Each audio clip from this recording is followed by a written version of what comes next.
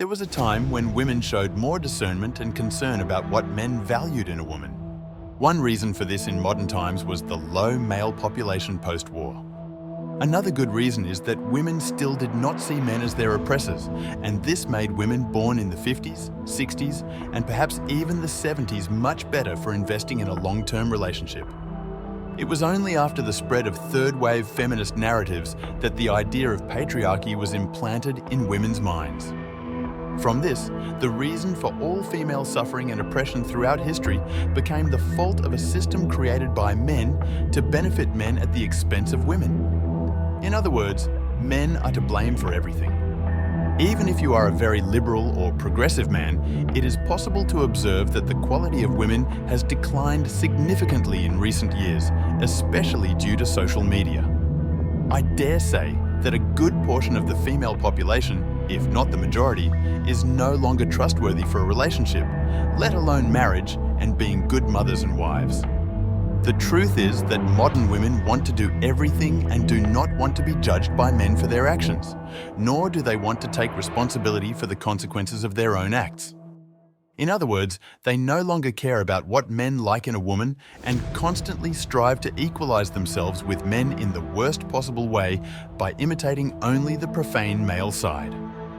Why am I considered promiscuous if I sleep with several men, while men who sleep with several women are not judged in the same way? That's sexism, they inquire.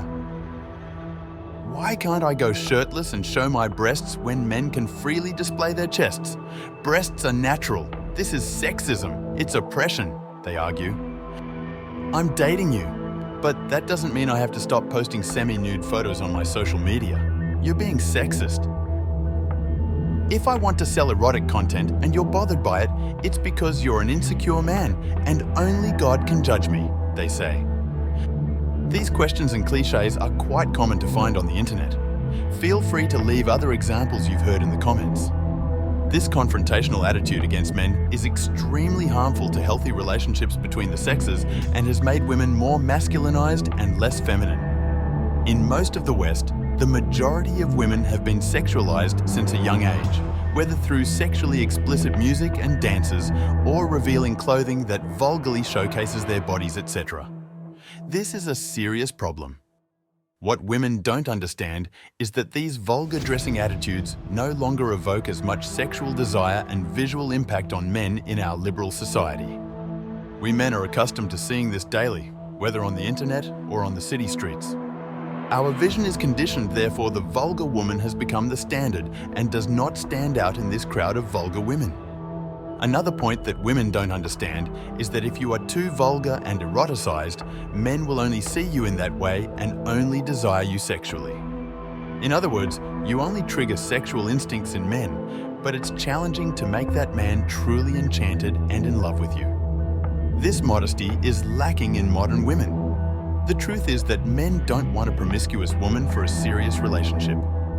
They want to see you as a good woman to be in a relationship with, to marry and have children.